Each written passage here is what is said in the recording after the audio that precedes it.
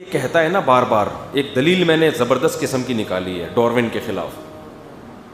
وہ کہتے ہیں نا کہ انسان کی دم تھی، بندر تھا نا، دم تھی، اس کے بعد دم غائب ہو گئی.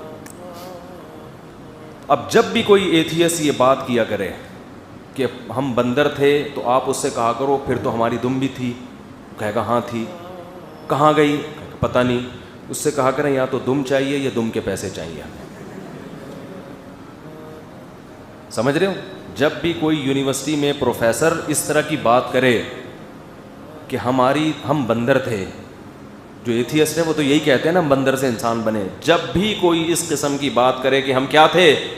بندر، تو آپ نے کیا پوچھنا ہے؟ دم کہاں ہے؟ اگر وہ کہے پتہ نہیں تو اس سے کہو یا تو دم چاہیے یا دم کے پیسے چاہیے. انشاءاللہ وہ دوبارہ یہ فضول باتیں خدا کا انکار کرنے کے لیے دم کو درمیان میں نہیں لے کر آئے گا. سے بولیں سر دم چاہیے یا دم کے پیسے چاہیے؟ نہ دم دینے کے لیے تیار نہ دم کے پیسے. یہ ناانصافی ہے یا نہیں ہے؟ اچھا خیر، تو میں یہ عرض کر رہا تھا کہ اللہ تعالیٰ جو پچھلے ہفتے میں بیان لے کے چلا تھا، میرا ارادہ تھا آج اسی کو میں کنٹینیو کروں کہ اللہ نے، میں نے بیان شروع کہاں سے کیا تھا جی؟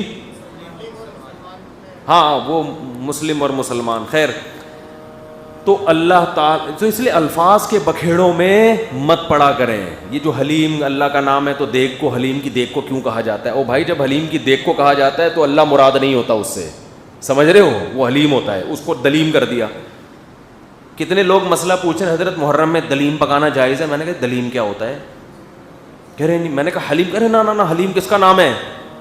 اللہ کا نام ہے. بھائی جب اللہ کی طرف نسبت ہوتی ہے کوئی سیاق و سباق پھر اللہ مراد ہوتا ہے، حلم والا. لیکن جب کھانے پینے کی بات چل رہی ہے تو اس میں کسی کی توجہ اللہ کی طرف جاتی بھی نہیں ہے.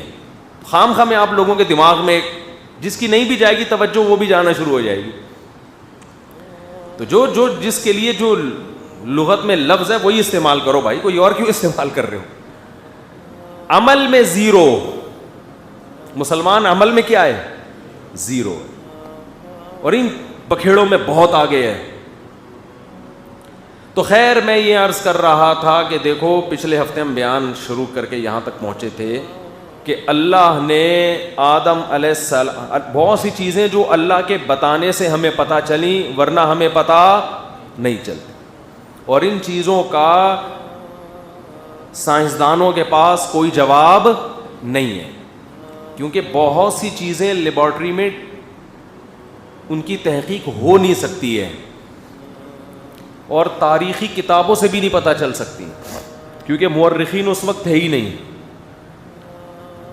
تو اللہ نے ہمیں بتایا چند اہم ترین باتیں.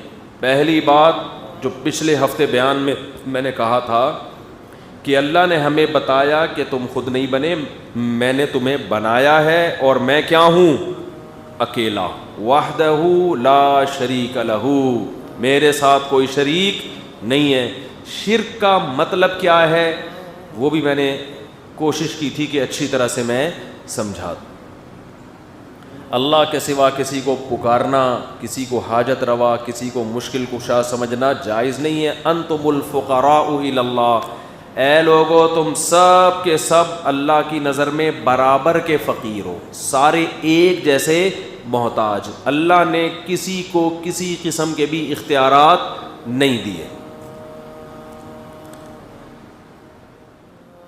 کوئی اختیارات سرے سے دیے